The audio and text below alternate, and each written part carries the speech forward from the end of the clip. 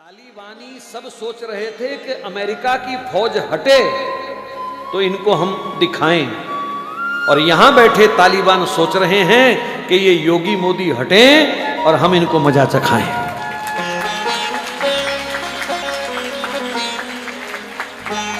और अगर तुमने इनको खो दिया तो फिर अगले 50 साल तक, जब तक हमारी जिंदगी, मैंने इसलिए 50 बोला, जो बैठे हैं कोई 50 जिएगा, कोई 20 जिएगा, कोई 10 जिएगा, भगवान के हाथ है वो तो। सिवाय रोने के हमारे पास कुछ नहीं होगा, हाथ मल मल करके छाती पीटने के सिवाय हमारे पास कुछ नहीं होगा। मैं उनका पक्ष सिर्फ इसलिए लेता हूं कभी कभी क्योंकि इन्होंने हमारे धर्म की सेवा की है, इन्होंने निष्काम होकर के हमारे देश की सेवा की है।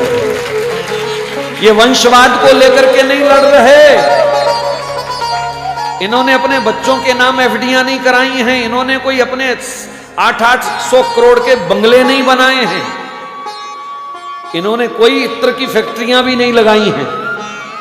इनका जो कुछ है वो देश के लिए है, देश के हित में है। एक प्रधानमंत्री की मां और 10 बाई 10 के कमरे में रहती हो तो उस बंदे के तो चरण धो के पीने चाहिए हिंदू समाज को।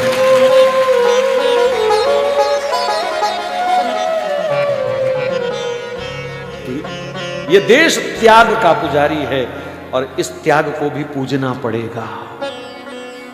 हो सकता है यहां कोई उनके विरोधी दल के बैठे हों, लेकिन अगर हिंदू हो तो फिर विरोध छोड़ दीजिए।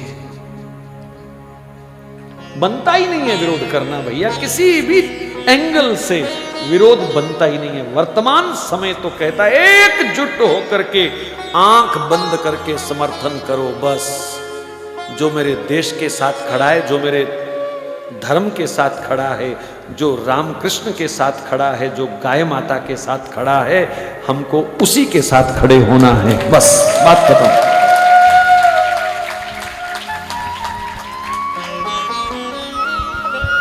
500 वर्ष का कलंक धुल रहा है अयोध्या में है? और फिर भी हम दूसरा कोई चिंतन दिमाग में लाएं तो ये बदकिस्मती के सिवाय और कुछ नहीं है। ये देश राम का है, ये परिवेश राम का है, और जो राम का सम्मान करे उनका सम्मान हमको करना ही चाहिए हर हालत में। कोई दूसरी राय नहीं है, बात खत्म। देश सुरक्षित है इन हाथों में और इन्हीं हाथों में रहना चाहिए, बात खत्म।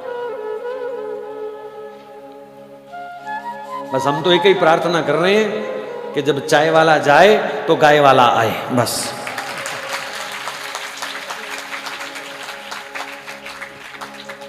और कोई मंशा नहीं है, बस।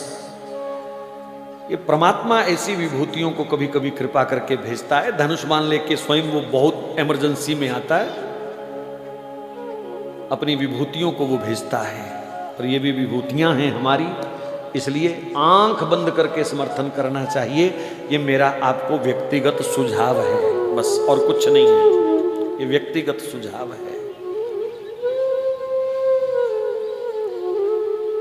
देश विदेश में बहुत लोग कथा को सुन रहे हैं, लाइव भी सुन रहे हैं, बाद में भी सुनेंगे। मैं सबको प्रार्थना कर रहा हूं कम से कम अपना हित पहचानने की आदत डाल लो अब।